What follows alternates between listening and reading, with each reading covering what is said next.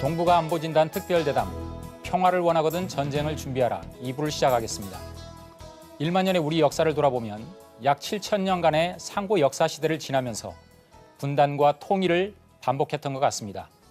뿌리 문화인 제천 문화가 빛을 발하던 때에는 통일 국가로서 찬란한 문화를 꽃피웠고 제천 문화가 퇴색할 때는 어김없이 분열의 역사를 거쳐왔습니다.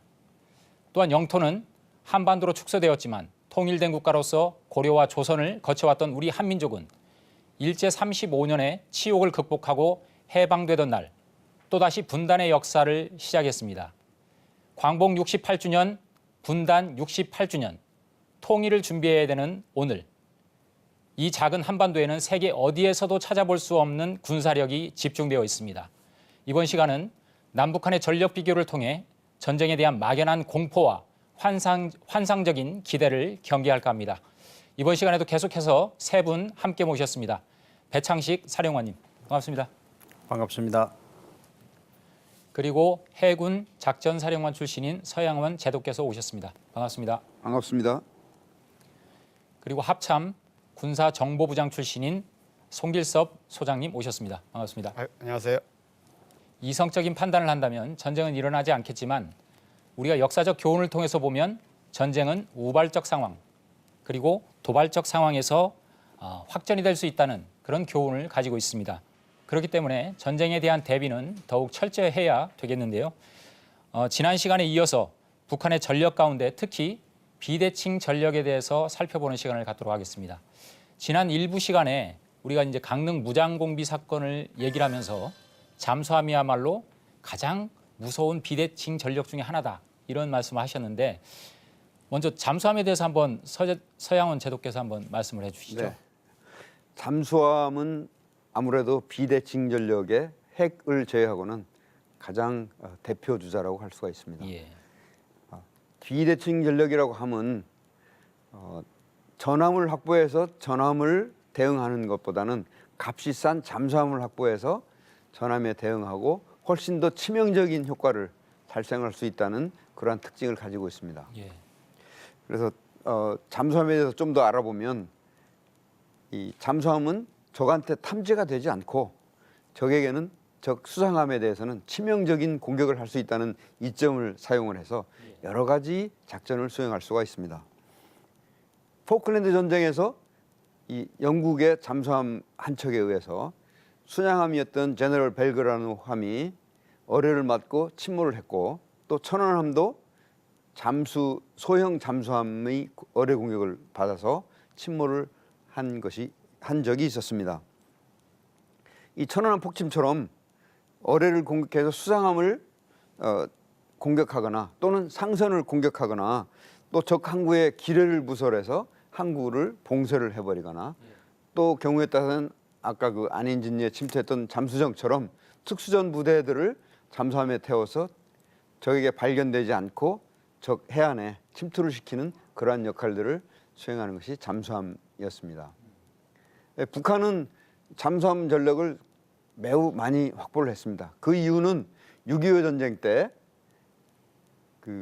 이 유엔군의 해군에 의해서 철저하게 해양 통제를 뺏겼기 때문에 거의 다 이긴 전쟁을 그 해군이 인천에서 상륙작전을 함으로 해서 결국 전세를 공격해서 방어로 전환하게 만들었고 결국은 저 압록강 입구까지 패퇴하게 되는 그러한 그 경험을 하였기 때문에 이러한 해상에서의 그 유엔군 수상함들에 대한 대응은 북한에게는 아주 뼈저린 그런 교훈이었을 것입니다. 예. 그래서 북한은 그에 대응하기 위해서 그만큼의 수상함과 항공모함을 만들 수는 없기 때문에 그래서 생각하는 것이 잠수함 전력을 아주 많이 확보를 해서 유엔군 해군에 대응을 하자 하는 그런 목적으로 70여 척의 잠수함을 지금 확보해서 운영을 하고 있습니다. 그럼 육지의 땅굴과 같은 개념이겠네요. 예, 그렇습니다. 네.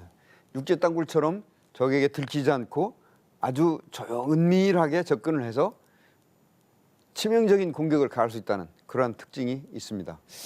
지금 무엇보다 이제 그동안 언론에도 많이 나왔지만 이 3.1 전쟁이니 뭐 또는 다양한 어떤 전쟁 시나리오들을 얘기를 하잖아요. 그 중에서 이제 수도 서울, 우리 이제 수도 서울이 휴전선으로부터 멀지 않기 때문에 항상 그것이 그 걱정의 어떤 그 중요한 부분 중에 하나인 것 같은데요. 특히 이제 뭐 그 북한의 장사정포 이게 항상 언론에 그 대두되는 문제거든요. 그렇습니다. 그건 어떻습니까? 실제 장사정포라 하는 것도 이제 비대칭 전력에 포함되는데요. 우리가 비대칭 전력이다 하면 내가 보유하고 있지 않은 무기 체계를 상대방이 보유함으로써 전력의 어떤 균형을 깨트리는 이런 전력을 우리는 비대칭 전력이다 이렇게 볼 수 있습니다. 그래서 실제 천칭에 물건을 놨을 때 기울어지는 그런 게 이제 하나의 비대칭 전력인데 이제 핵무기가 최고 참 중요한 비대칭 전력이고요. 그다음에 이제 북한이 갖고 있는 생화학 무기 이게 또 비대칭 전력이고 이제 지금 말씀드리려고 하는 장사정포가 또 위협적인 비대칭 전력입니다. 지금 보이고 있는데요. 그 자막에 240mm 방사포와 이제 170mm 자주포인데 이 포들이 사실 우리가 참 주목해야 될 부분은 평상시는 동굴진지에 들어가 있습니다. 그래서 평상시는 뭐 보이지도 않고 동굴 입구만 보이는데 이제 유사시에는 그 동굴에서 나와서 바로 포를 쏘고 다시 또 들어갑니다. 그렇게 함으로써 우리가 대응 타격을 할 수 없게끔 이렇게 전술적인 전법을 쓰는데 이 170mm와 240mm 방사포가 서울을 1시간 정도 타격했을 때 그 피해는 이루 말할 수가 없죠. 지금 수백 문이 지금 최전방 전선에 동굴진지에 배치되고 있습니다. 자, 그러면 60km다 하면 사실 최전방에서 뭐 서울 이남까지 사격이 가능한 거죠. 자, 1994년도 3월에 남북 간 그 실무회담이 있었습니다. 우린 송영대 통일부 차관이 대표로 나갔고 북한에서는 통일전선부 산하조직인 조평통 서기국장 박영수라는 사람이 이제 판문점에서 회의를 할 때 좀 분위기가 안 좋았던지 박영수가 송영대 차관한테 서울 불바다 얘기를 합니다. 예, 그 얘기가 아주 유명했었죠. 예. 자, 이 서울 불바다라는 얘기는 1994년도는 시점으로 볼 때 핵무기를 만들기 이전 시점입니다. 그렇기 때문에 박영수가 이렇게 호언장담한 것은 이 170mm 자주포와 240mm 방사포로 서울을 불바다 만들 수 있다 이런 위협을 참 위협성 발언을 한 것인데 실질적으로 이게 위협성 발언에 그치는 게 아니라 심각하게 우리가 소위 생각해 보야 되는데 북한이 만약에 이제 어떤 대남 공격을 해올 경우는 일단 전술적으로 포병 사격을 하게 됩니다. 이게 공격 준비 사격이라고 하는데요. 1시간 이상 포병 화력으로 우리 전방 지역 또 수도권까지 계속 집중 포격을 하는데 이때 피해는 가히 우리가 상상하기 어려울 정도로 참 심각한 상태입니다. 이게 다음에 땅굴 말씀도 드리겠습니다만은 이 포병 화력과 장사정포로 서울 또 서울 북방까지 참 집결해 있는 우리 전방 전력에 대해서 사격을 가해올 때는 우리는 그야말로 전투 준비 태세에 많은 지장을 초래할 뿐만이 아니라 실제 피해가 막대하다는 것이죠. 우리 전방진지에도 물론 뭐 여러 가지 준비는 돼 있습니다만은 그래서 우리가 서울 불바다 이것이 그냥 말로서 그 소위 위협성에 불과하다가 아니라 실질적인 위협이 되고 있다. 이 부분을 우리가 참 명심해야 될 것입니다. 그럼 서울로부터 불과 60km 이내에 그런 장사정포가 수없이 배치가 돼 있고 1시간에 수십만 발이 떨어진다는 그런 상황인데 과연 우리 군에서는 그런 부분에 대해서 조기 경보 시스템 뭐 이런 것들이 없습니까? 우리 생활에도 그렇지만 정보는 대단히 중요하죠. 그렇죠. 우리가 이제 소위 생활 정보라 하면은 뭐 전자제품을 사라고도 정보 있는 사람과 없는 사람은 우선 좋은 제품 사는 거와 무슨 차이가 있을 것이고 여행을 가더라도 교통 정보를 잘 알고 가는 분은 좀 싸고 편하게 또 빨리 갈 수 있는 이런 상황이 되는데 하물며 군사작전에 이 조경물은 대단히 중요합니다. 우선에 먼저 한 가지 말씀드릴 것은 우리가 평소에 지금 이렇게 앉아 있지만 징후경보라는 것이 있습니다. 이거는 뭐냐면은 전쟁을 하기 위한 징후가 뭐냐 이걸 아는 겁니다. 예를 들어서 우리 옆집에 내가 딱 볼 때 저기 차를 준비해가지고 아이스박스 준비하고 보트도 준비하고 애들 전부 다 가면 이 집에 바캉스 가는구나. 이게 알 수가 있지 않습니까? 이와 같은 그 징후를 우리가 평소에 적으로부터 얻어내야 됩니다. 이런 게 참 이제 정보 활동 중에 하나인데 현재 이 정보가 없으면 사실 전쟁 승패는 아무도 장담 못합니다. 정보를 점유하는 사람이 전쟁에서 승리할 확률이 대단히 높습니다. 그래서 우리는 한미 연합으로 해서 많은 그 정보 수집 자산과 또 수단 방법을 이용해서 가능하면은 북한의 정보를 많이 수집하려고 노력을 하고 있습니다. 그리고 이 장비도 사실은 좀 정밀하고 좋은 장비는 뭐 구체적으로 표시할 수 없지만 대부분의 그 위성부터 해서 정찰까지 미군 장비들이 대부분이고 아직까지는 우리가 조금 미흡한 것이 사실입니다. 그러나 우리도 지금 많이 현대화는 하고는 있죠. 그래서 지금 딱 북한 정보를 보면은 여러분 잘 아시겠지만 좀 전에 땅굴 얘기도 잠시 언급이 됐습니다만은 이 북한은 워낙 그 감추는 거를 좋아하고 또 잘 감춥니다. 예를 들어서 전방에 땅굴만이 문제가 아니고 저 후방에 가면은요 탱크를 비롯한 기계화 군단까지도 지하로 들어갑니다. 그리고 상당히 많은 공군 비행장을 가면은 비행기가 없어요. 이게 다 어디가 있느냐? 지하에 들어가 있습니다. 그러니까 얼마만큼 이 사람들이 지하 땅굴을 좋아하느냐 그겁니다. 심지어 몇몇 뭐 구체적으로 밝힐 수는 없습니다만 몇몇 활주로는 길지 않습니까? 활주로조차도 이게 산속으로 해가지고 이 산속을 비행기가 또 내릴 수 있는 상상하기도 어려운 이러한 그 땅굴을 좋아하는 것이 이제 북한 정보입니다. 그래서 이 북한 정보를 수집하는 것은 대단히 어렵습니다. 예를 들어서 군사용으로 쓰려고 그러면 위성에서 이게 이제 카메라나 이 촬영을 해가지고 30cm 되는 거를 식별을 해야 군사 정보를 정확하게 정밀 유도 무기도 쓰고 사용을 할 수가 있습니다. 자, 생각해 보십시오. 30cm 같으면 정말 작은 거지 않습니까? 이거를 우주 공간에서든지 공중에서 이거를 찍고 촬영을 해가지고 이걸 분석을 해야 됩니다. 그런데다가 땅속에 감추지 않습니까? 정말 정보 수집이 굉장히 어렵습니다.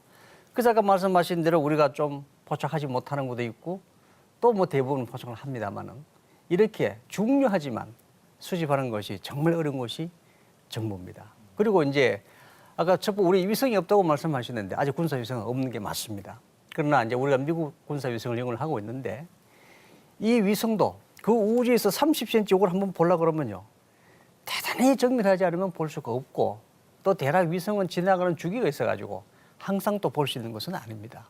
그래서 이 정보를 수집하기 위해서 위성도 이용하고 항공기도 이용하고 사람도 이용하고 또 이제 무선 감청도 여러 가지 이제 방법이 있는데 우리는 이 정보를 수집하기 위해서 가진 노력을 다 하고 있습니다. 결론적으로 현재 우리가 북한 정보를 다 수집하는 것은 아니지만 아주 소규모 국지 도발은 사실 조금 탐지가 어렵습니다. 그러나 대규모 국지 도발이든지 아니면은 전면전을 준비하는 아까 이웃집에 바캉스 가는 거 확인하는 식으로 전면전 준비하는 거는 현재 있는 우리 시스템 가지고 전부 다 포착이 됩니다. 그래서 우리 국민들은 사실 대규모 국지 도발이나 전면전에 대해서는 안심을 하셔도 되고 저희들 정부는 그 정도는 충분히 신뢰할 수 있다고 제가 말씀을 드리겠습니다. 예. 좀 안심을 해야 될 텐데요. 사실은 앞부분에서도 이제 뭐 장사정포 공격에 대해서 얘기를 했지만 그런 어떤 공격이 있을 때 우리도 상대에 이제 대응을 할 수 있는 그런 교전 규칙이라는 게 있지 않습니까? 근데 우리가 우려하는 부분 중에 하나가 사실은 비대칭 전력 중에서 북한에 우리가 이렇게 원점 타격을 할 때 북한에서 생화학 무기를 사용할 가능성이 있다. 사실은 이런 부분이 가장 큰 문제 중에 하나라고 생각을 많이 하거든요. 최근에 이제 시리아 사태에서도 그 사린가스를 썼느니 마느니 이런 얘기들이 있고 하기 때문에 이 생화학 무기가 얼마나 우리들한테 직접적인 위험이 있고 위협이 되고 위험성이 있는지 사실은 그 부분에 대해서 좀 말씀을 하셔야 될 것 같아요. 제가 말씀드리겠습니다. 비대칭 전력 중에 또 핵무기에 이어서 이 생화학 무기가 굉장히 치명적이고 엄청난殺傷力을 발휘하는 건데 굉장히 저렴한 가격으로 비용 대 효과 면에서 아주 그 유용한 무기 체계가 생화학 무기입니다. 1945년 8월 달에 미국이 나가사키와 히로시마에 핵폭탄을 투하한 이후로 핵폭탄을 지금까지 핵무기를 사용한 그 국지전이나 그런 사례는 없습니다. 그러나 생화학 무기는 계속 사용해온 그런 그 사례가 있기 때문에 이게 가장 우리가 사실 우려해야 되는 그런 부분인데 지금 사회자께서도 말씀하셨습니다마는 시리아에서 살인가스로 소위 민간인들까지 아주 많은 사상자를 냈습니다. 제네바 협정에서도 화학무기는 사용하지 않는 것으로 이렇게 했습니다마는 북한이 유사시에 이것을 참 지킨다는 것은 보장할 수 없습니다. 그래서 북한은 1970년대부터 김일성의 지시에 따라서 원자폭탄도 좋지만 생화학 무기를 대량 만들어라 하는 지시에 의해서 현재 상당량의 화학 무기를 좀 비축해 놓은 상태입니다. 생물 무기는 쉽게 말씀드려서 병원균입니다. 병원균. 소위 예를 들어서 저희들이 이제 1970년대까지 뭐 일종 전염병 해가지고 천연두, 뭐 장티푸스 이런 전염병들이 창궐 했었는데 1970년대 중반 이후 이제 이 예를 들어 천연두 같은 경우도 제1전염병에서 제외될 정도로 이젠 국제적으로 창궐하지 않고 있습니다. 예. 자, 그런데 이런 천연두균을 만약에 북한군이 살포했다 하면 보통 심각한 문제가 아닙니다. 왜냐하면 치료제가 없다는 것입니다. 백신이 없다는 것입니다. 지금 어느 나라에서도 이 천연두에 대한 백신을 제약회사에서 만들겠습니까?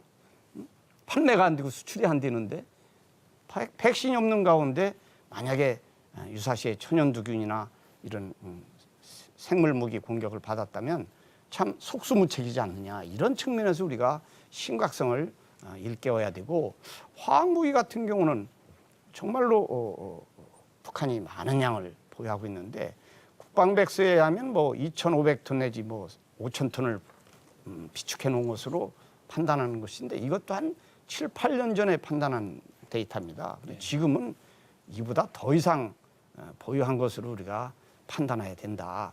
그래서 실제 군사적으로 사용할 수 있는 화학무기는 뭐 화학무기 중에서 화학작용제라고 말씀드려야 엄밀히 맞는데, 실제 화학 독극물을 포탄이나 미사일에 충전을 시켜야만 그게 사실 화학무기가 되는 겁니다. 평상시에는 너무 독성이 심하기 강해서. 때문에 평상시는 이온화 시스템으로 용기에 담아 놓습니다. 그래서 전쟁 발발 뭐 한 열흘이면 열흘 전부터 충전을 시키는 거죠. 그 비대칭 전력 중에 우리가 이제 몇 년 전인가요? 그 국정원의 한 교수가 그 북한의 땅굴이 네. 우리가 지금 발굴된 것보다 더 훨씬 많이 있다. 우리가 그걸 준비를 해야 된다. 이런 어떤 발표를 했던 기억이 있습니다. 그 땅굴이라는 것도 큰 비대칭 전력 중에 하나라고 생각이 되거든요. 그렇습니다. 그런데 이제 그 점에 대해서 또 말씀드리면, 아까 말씀드린 대로 비대칭 전력이란 내가 갖고 있지 않은데 상대방이 보유함으로써 전력의 균형을 참 무너뜨리는 그런 게 비대칭 전력인데, 이 땅굴은 무기체계는 아닙니다. 예. 그 대신 비대칭 시스템이라고 저는 이제 비대칭 표현하는데, 시스템. 지금까지 발견된 땅굴이 이제 4개가 있습니다. 예. 사땅굴이 1990년 강원도 양구에서 발견됐는데, 뭐 저도 사땅굴은 다녀왔습니다만은, 북한은 그 70년대에 그 70년대 초에 서유럽으로부터 이 굴삭기를 대규모로 수입합니다. 사실 그런 그 굴삭기를 대규모로 수입한다는 데 대해서 그 의도 파악을 사실 정확하게 했어야 됩니다. 이게 바로 이제 땅굴 굴설에 사용했던 건데, 이 땅굴의 심각성이 뭐냐 하면, 사실 그 땅굴을 이용해서 북한군이 남침을 할 경우 그네들은 하나도 피해 없이 온전한 상태로 어느 지점까지 진군을 할 수 있다는 것이죠. 예를 들어서 땅굴 출구 지역이 소위 우리 전방부대 GOP 라인에 있는 전방부대 후방에 만약에 그 출구가 참 형성이 됐다면 고스란히 전방에 있는 우리 전력들이 포위되는 그렇죠. 그래서 혼란에 빠지고 전의를 상실하는 아주 매우 충격적인 이 시스템이 이 땅굴입니다. 그래서 저희들이 뭐 아까 사회자님 말씀하셨습니다마는 이 4개의 땅굴 외에도 상당히 더 있을 것으로 알고 사실 이 땅굴을 찾아내는 그 노력을 계속해야 되는데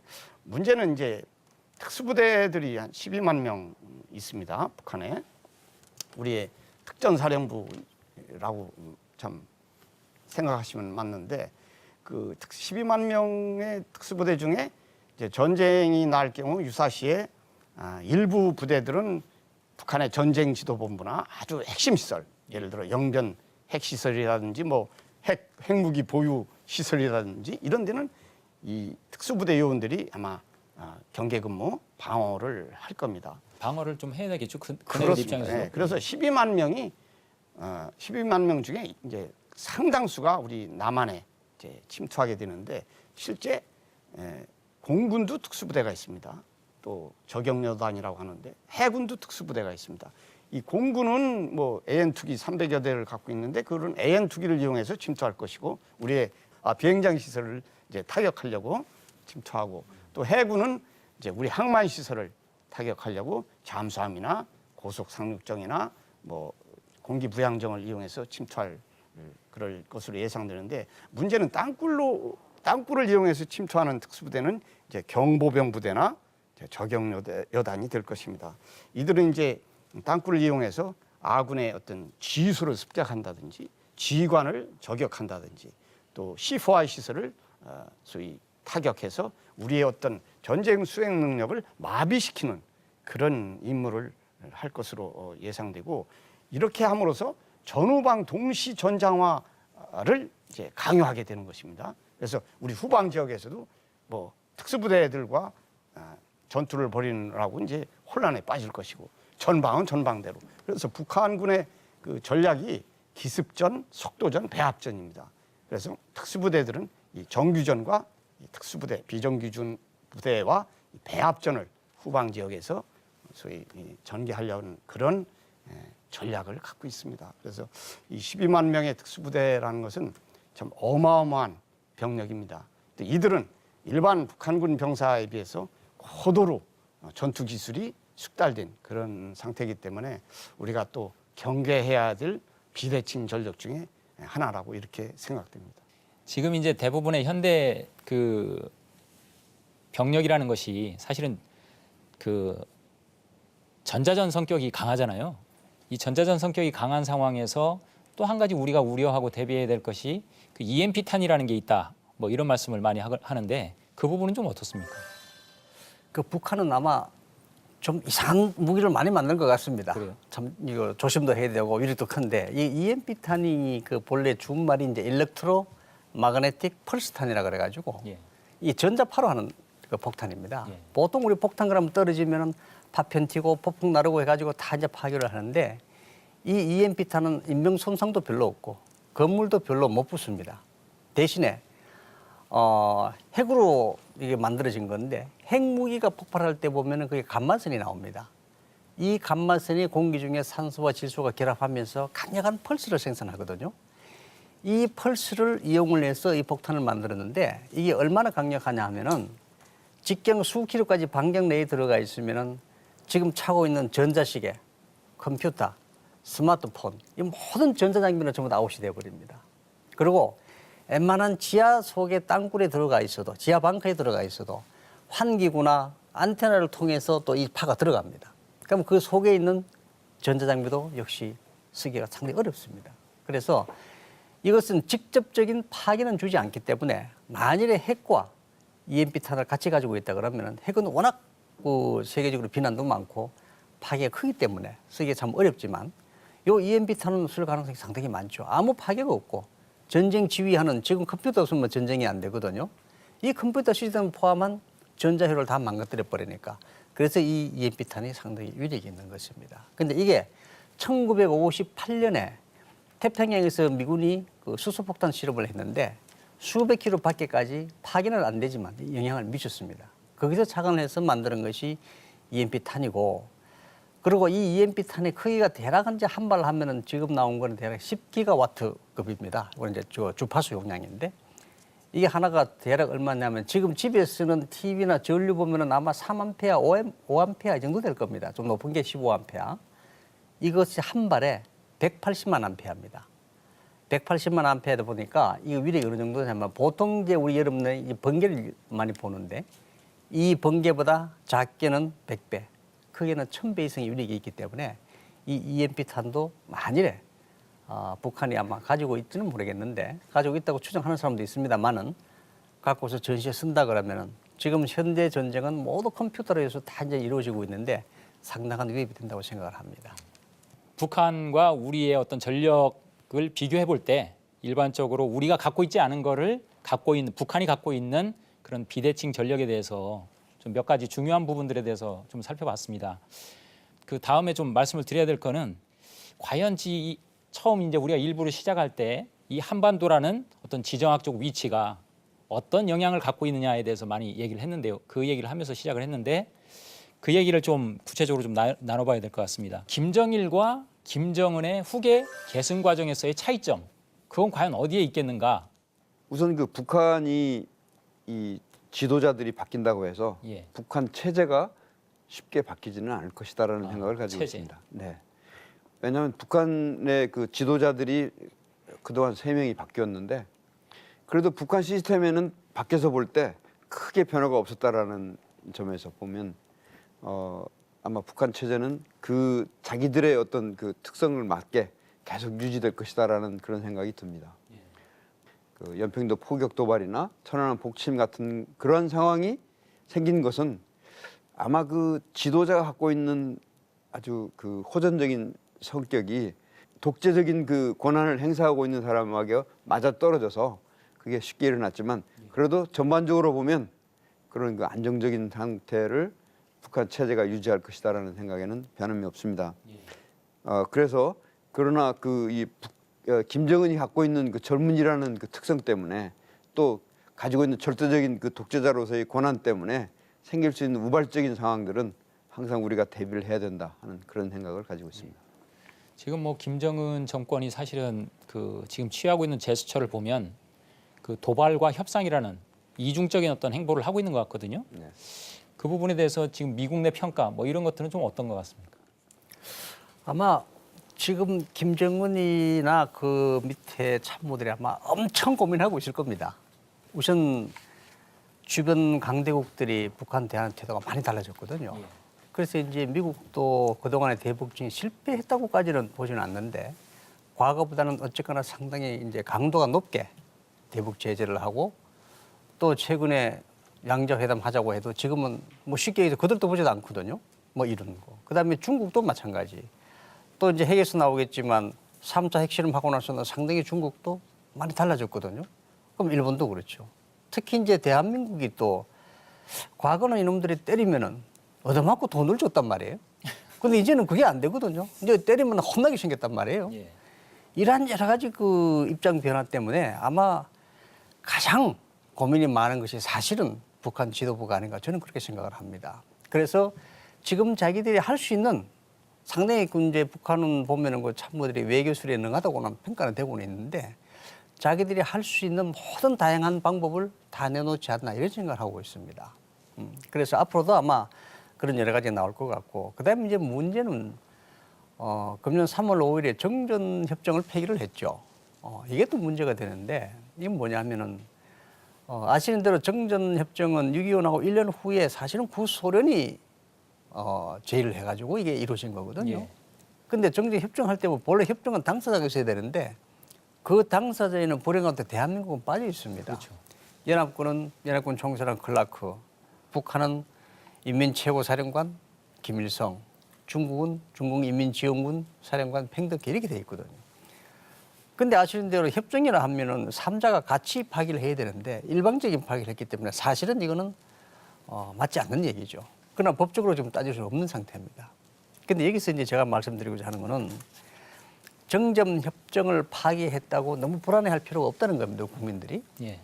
혹자들은 정전협정을 하고 이후에 모든 게 다 무효이기 때문에 무력 도발 다 뭐 얘기하는데 사실 따져놓고 보면 그 정전 협정을 우리는 당사자가 아니기 때문에 하나하나 마찬가지고 과거에 파기선언 하기 전에도 북한은 자기 할 거 다 했습니다. 대남 도발 하고 싶은 거 다 했고 그리고 보상받고 시간 끌고 이렇게 다 했거든요. 그래서 우리가 정전 협정이 바뀌었다고 갑자기 대한민국이 전시 상태로 간다든지 뭐 우리가 불안해할 필요는 없다고 우선 말씀을 드리고 싶고요.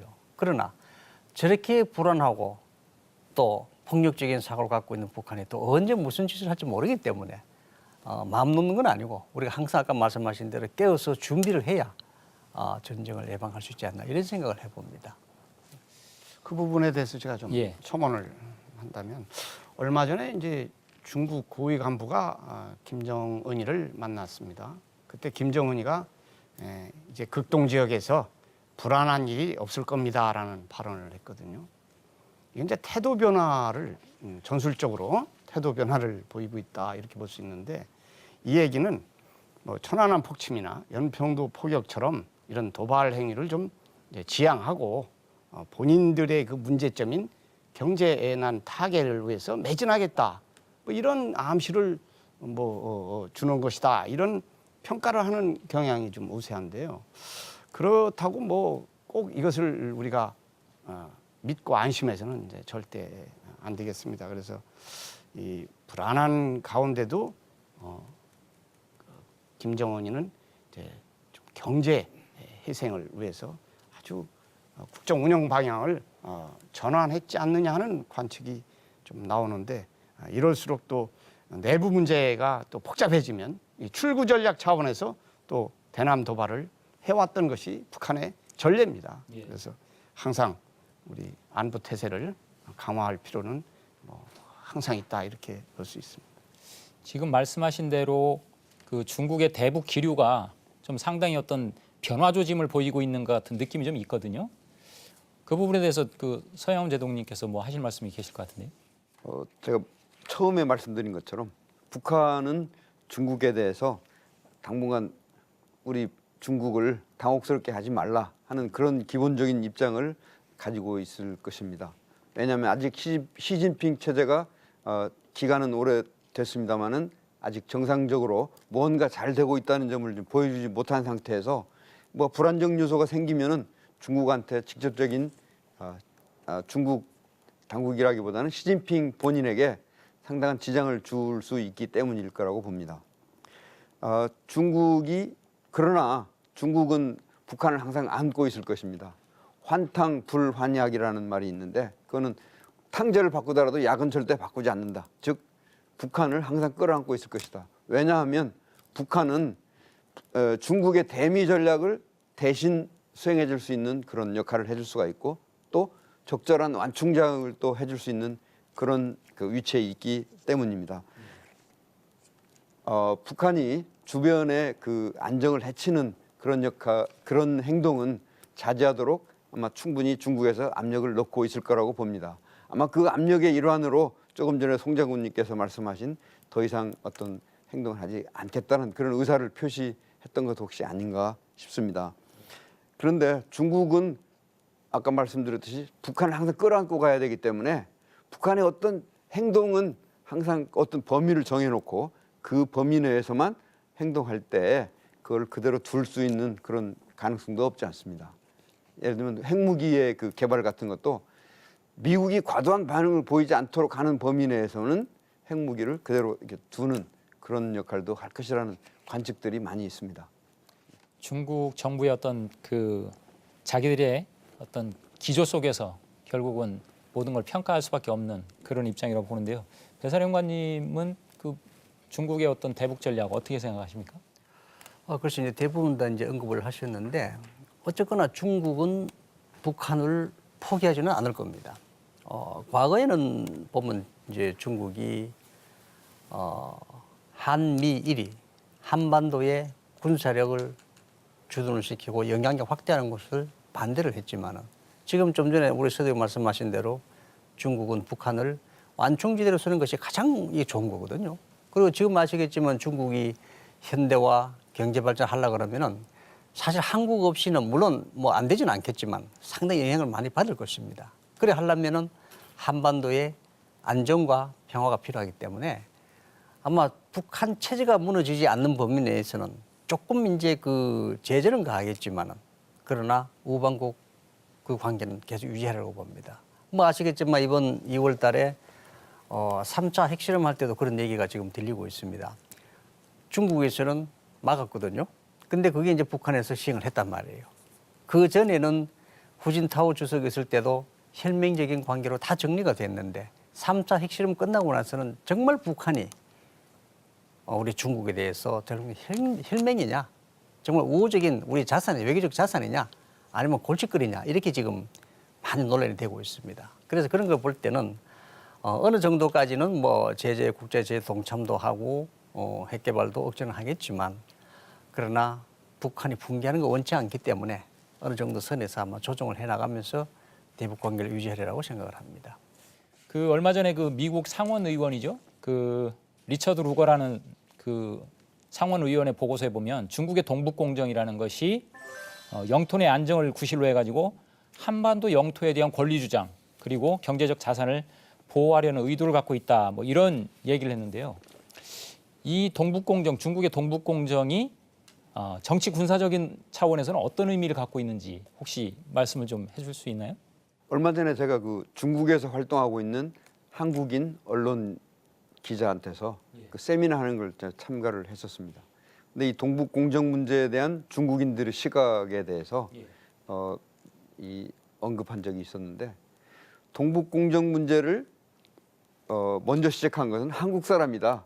이렇게 중국 사람들이 보고 있다는 겁니다. 즉 지금 현재 중국 영토로 되어 있는 곳을 한국 사람들이 우리 땅이다라고 주장하지 않겠느냐 하는 그런 우려 때문에 동북공정이라는 그 용어를 시작을 했다. 더 확실하게 해두기 위해서. 네. 그렇게 이제 그 시작했다는 그런 농담 반 진담 반인 그 세미나를 한 것을 제가 들었습니다. 소위 말해서 적반하장이군요. 네, 그렇습니다. 그런데 중요한 것은 이 세계의 그 역사 속에서 항상 강자의 주장이 약자한테 강요되어진다는 것입니다.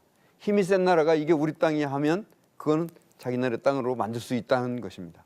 그렇기 때문에 우리나라가 힘을 키우고 또 정치 또는 경제적인 힘을 키워서 그런 것을 사전에 예방할 수 있도록 이 힘을 키워야 된다는 그 논리가 거기서 나온다고 생각을 합니다. 예. 동북 공정은 동북 변강 역사와 현 상황에 대한 계획 연구 공정인데 그 삼성에서 동북 삼성에서 일어난 모든 역사를 중국의 역사로 지금 만들고 있는 겁니다. 예.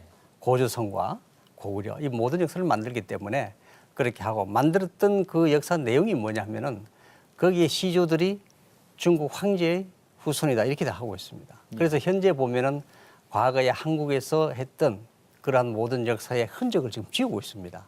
학교 교과서나 그다음에 기념비나 기념탑을 다 지우면서 거기에 있는 그 학생들 그 교육도 그렇게 시키고 있습니다. 이러한 영향을 볼 때는 나중에 만일에 북한에 급변 사태가 생긴다든지 그다음에 한국의 통일 참 어렵긴 하지만 통일이 된다 그러면은 중국이 아마 한국에 영향을 많이 미칠 것으로 저는 보고 있습니다.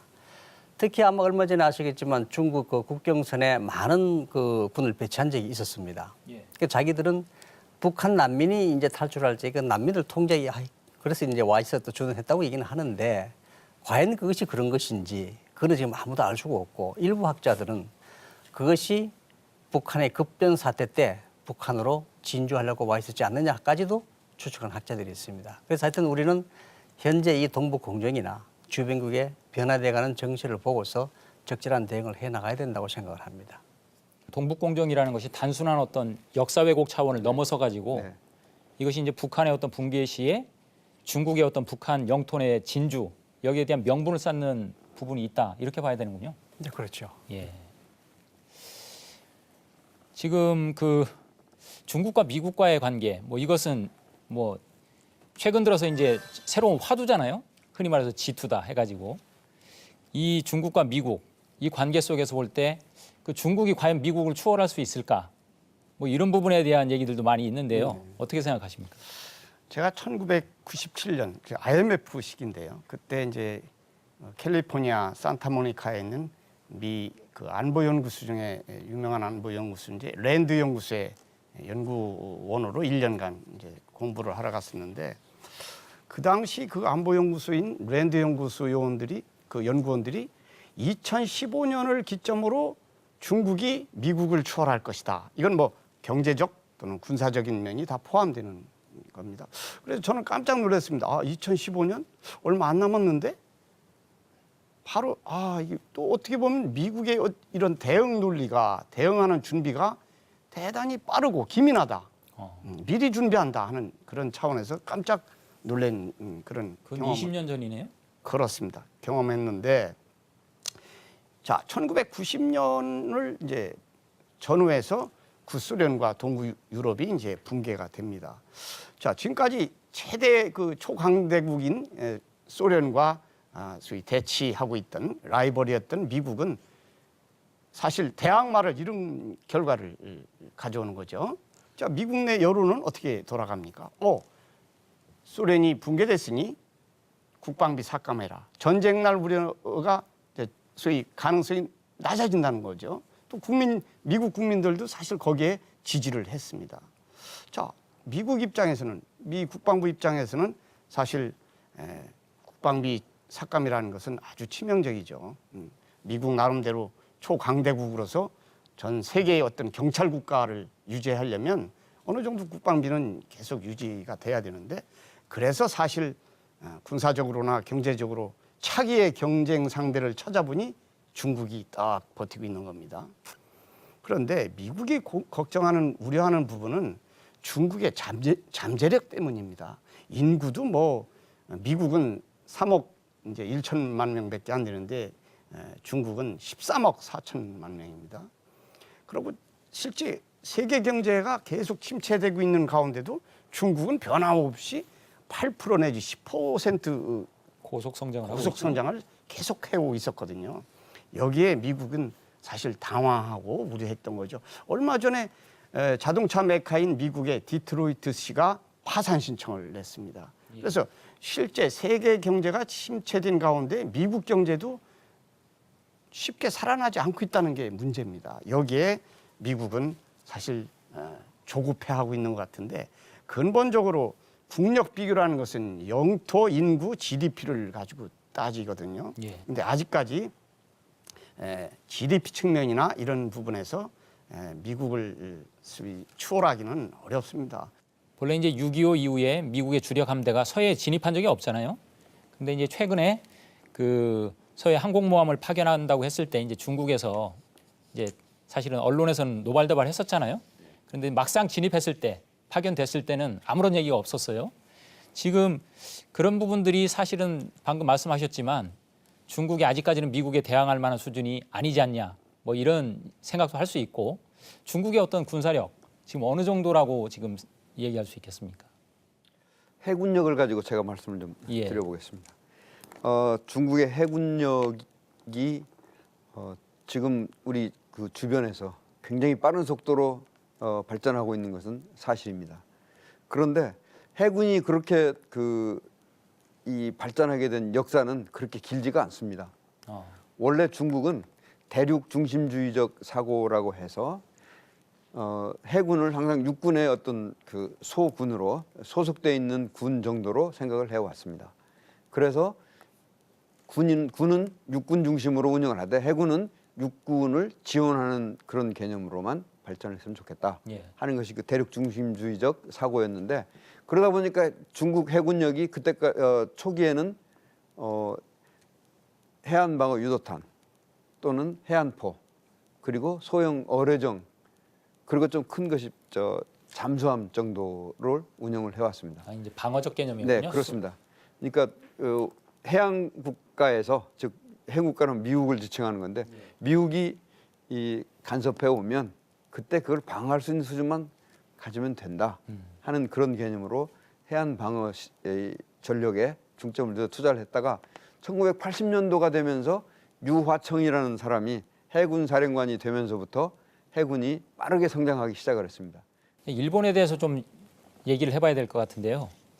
일본 뭐 요즘 문제가 우리 입장에서 보면 너무 많지 않습니까? 뭐 아베 정권의 어떤 극우 성향으로 어떤 전환, 뭐 이런 부분들이 있고, 어떤 자위대를 자위군으로 바꾸려고 하는 이런 그 조짐들 여러 가지가 있는데요. 지금 우리가 이제 미중 정상회담하고 개성공단 문제가 있을 즈음에 이제 일본에서는 또 그 북한하고 협상을 남포공단 문제를 이렇게 논의했단 말이에요. 뭐 이런 부분들 지금 많은 어떤 충격을 주고 있는데요. 중국과 미국 양측이 일본의 북한 진출에 대해서 어떤 반응을 보이고 있는지 뭐 이런 부분도 조금 생각해 볼 필요가 있을 것 같습니다. 1983년도에 북한이 합병법을 만듭니다.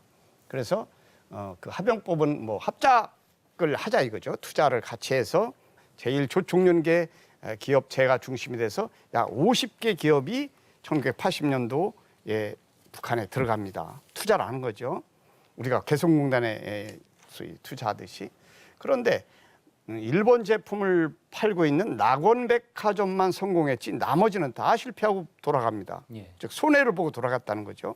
그래서 일본 사람들은 전 낮은 선봉 뭐 특구를 소위 개발하면서 설립하면서 북한이 사실 일본에게도 투자하라고 많이 종용을 했습니다. 근데 이러한 1980년대 초의 어떤 경험을 살려서 리스크가 크다는 것을 일본 스스로 압니다. 그래서 이번에 그 어떤 일본의 일련의 활동은 아베 정권이 정치적으로 어떤 그 액션을 취했다. 즉 북한의 핵과 미사일 위협에 대해서 일본 국민들이 좀 우려하고 있으니 안심시키려는 그런 국내 정치용 어떤 제스처다 이렇게 보고 있습니다.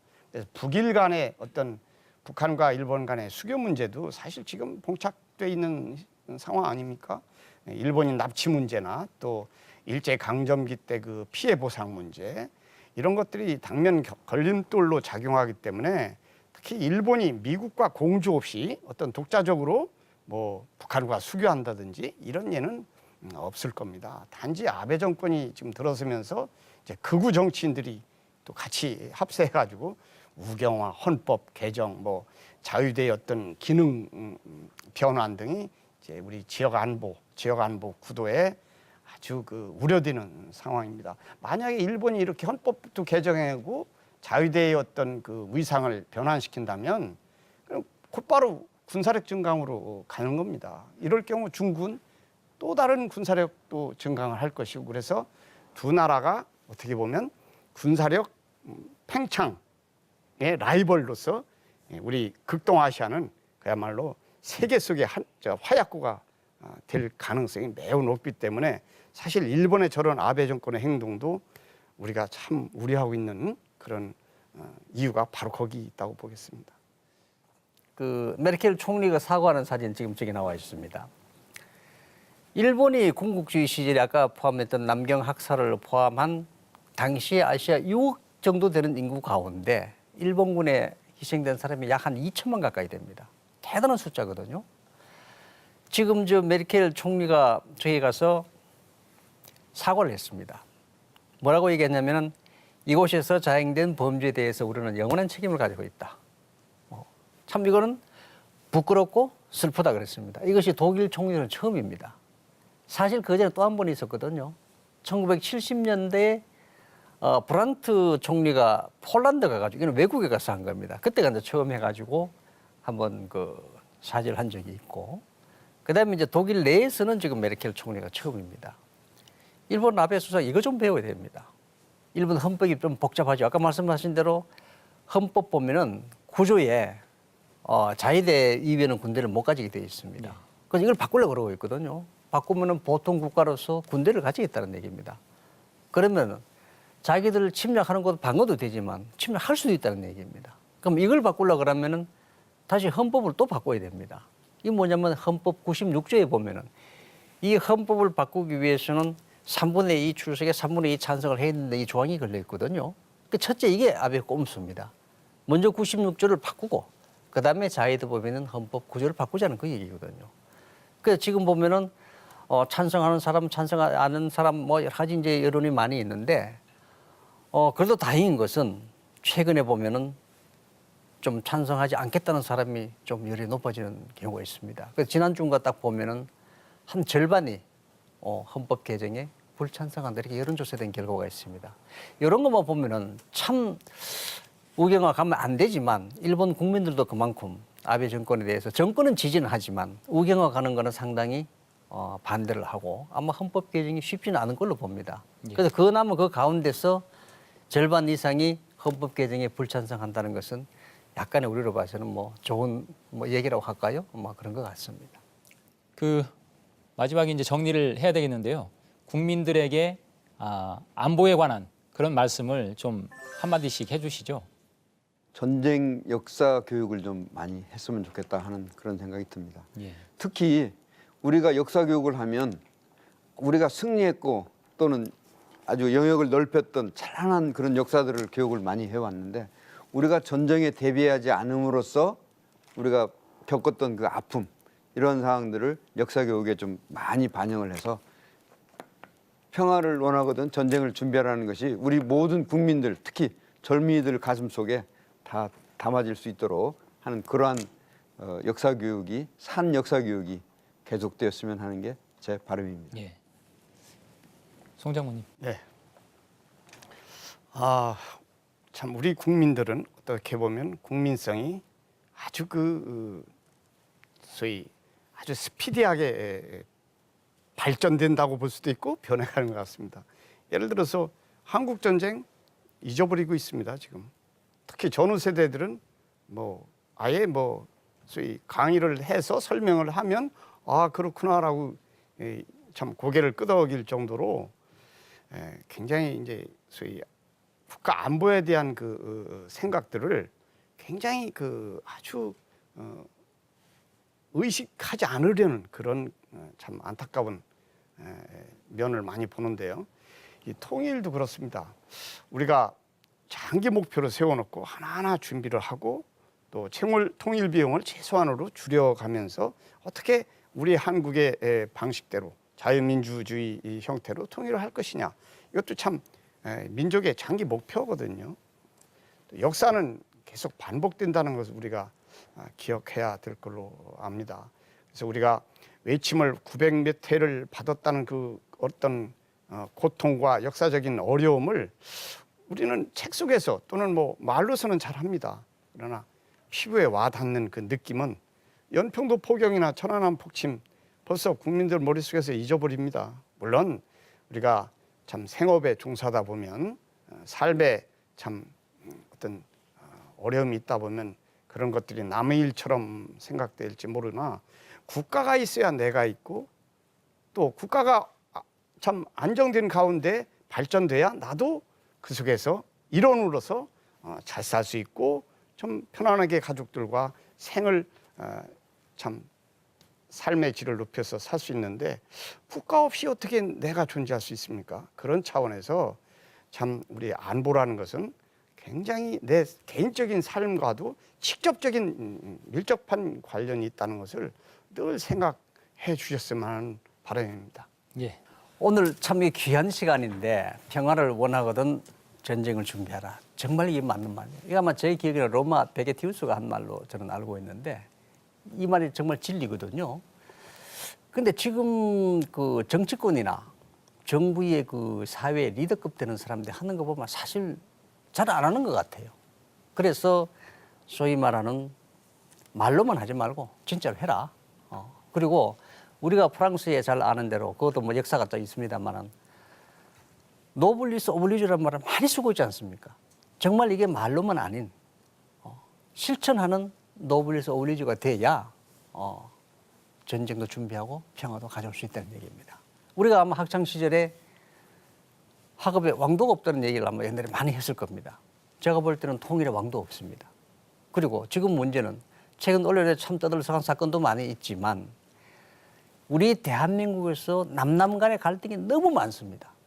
이 갈등도 없애가지고 좀 단합된 우리 국민의 목소리가 나야 될 것이고 그다음에 이제 정치적으로는 가장 중요한 것은 지금까지는 북한이 도발을 하면은 무기 개발하러 돈을 대주고 핵 개발하도록 다 우리가 방치를 해왔는데 정말 이제는 단호하게 우리가 해서 저건 단호하다고 무조건 공격하고 이런 건 아니지만 현재 남북 관계를 잘 고려해서 정말 대화를 하면서 그다음에 대화가 잘 될 때는 보상을 해준다든지 도발은 적극적으로 우리가 대응을 한다든지 이런 자세를 가져야 안보도 유지가 되고 앞으로 멀지 않은 장래에 통일도 되지 않을까 이런 생각을 해봅니다. 역사의 교훈은 분명한 것 같습니다. 유비무환, 무비유환. 역사는 준비하지 않으면 준비하지 않은 만큼 대가를 치를 수밖에 없습니다. 근세 우리의 역사에서 임진왜란과 병자호란 그리고 60여 년 전에 발발한 한국전쟁까지 오늘 대담의 주제와 같이 평화를 원하거든 전쟁을 준비하라. 평화로운 상생의 새 세상을 준비한다면 인류는 늘 전쟁을 경계하고 대비하며 깨어 있어야 되겠습니다. 오늘 바쁘신 가운데 한자리에 함께해 주신 육해공군 예비역 장성들께 감사드립니다. 고맙습니다. 감사합니다. 시청자 여러분 고맙습니다. 안녕히 계십시오.